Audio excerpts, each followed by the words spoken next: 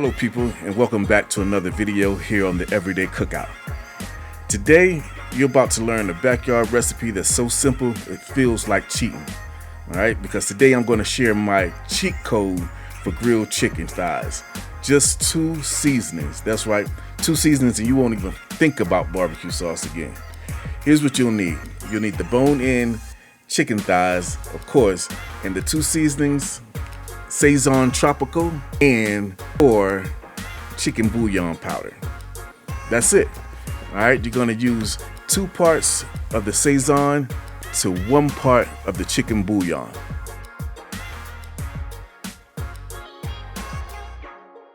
Mix them all up and season them how you normally would.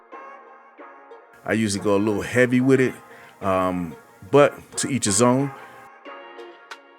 If this is your first time making this recipe, I would suggest you go a little lighter, because as they say with salt, you can always add more, but you can't take any away. So keep that in mind, all right? So right now I'm just seasoning these up how I like it, and more than anything, I'm looking for a specific color. I'm looking for a dark orangish color.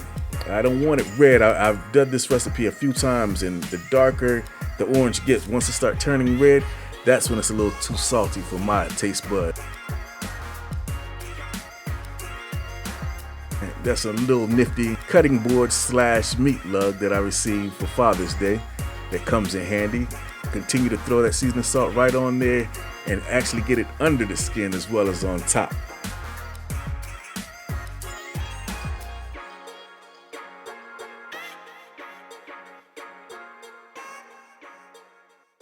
Alright, making sure I coat each and every piece.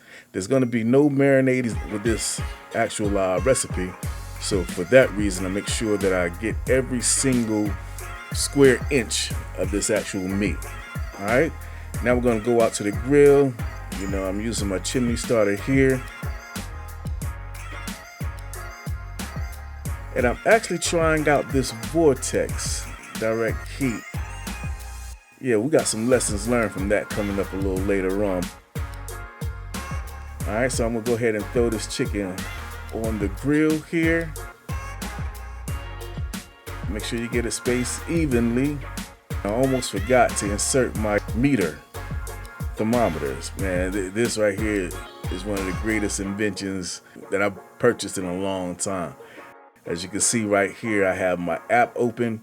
And with the app, it allows you to really dial in your temperatures how you want them, and then you can just let the meter thermometer do its job. See right here, you just choose what type of protein you're cooking, how you're cooking it, and then you can set your temperature. I like, when cooking chicken thighs, I like to run mine up to 190, 191. That usually gets me the texture and the juiciness that I'm looking for. You can see now I'm doing my reverse sear technique with that vortex, and man, that thing is super hot. Excellent for searing steaks. It actually does a good job with chicken wings as well, but as far as these thighs, it cooked it a little too quick for my liking. Here is the meter app on my iPad here, just to show you what it looks like. And you get nifty graphs that helps out with your cooking. It actually saves those cooks as well, so you can really dial in your recipes as you cook them over and over again. Alright, it shows you the time remaining, it shows you the internal temperature, and right here it'll even allow you to share this actual graph, a live graph, to whoever you like. So say you run into the store and your wife or significant other is at the house, you can pretty much just send them this exact cook and they can keep up with your cooking real time just like you could. So as I mentioned, one of the best pieces of tech that I bought in a long time, especially as it pertains to grilling, outdoor cooking. I use it with my sous vide, I use it with my smoker, I use it with everything. Once it gets up to temperature, it'll let you know to remove from heat. Then you start your resting period after it's off the heat. It really helps out with every phase of your cook. All right, and see right here, you can see now it's telling me that we're ready to eat. Everything is good. The juices had enough time to kind of settle back down into the meat. And this is what we're looking like here. All right. As I mentioned, you can see some of the juices running out right there into that casserole dish that I have it in there.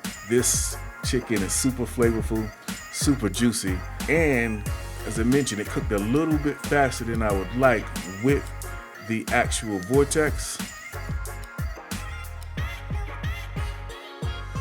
Yeah, the skin is still crispy, but the texture of the meat wasn't as succulent as I'm used to, I would say.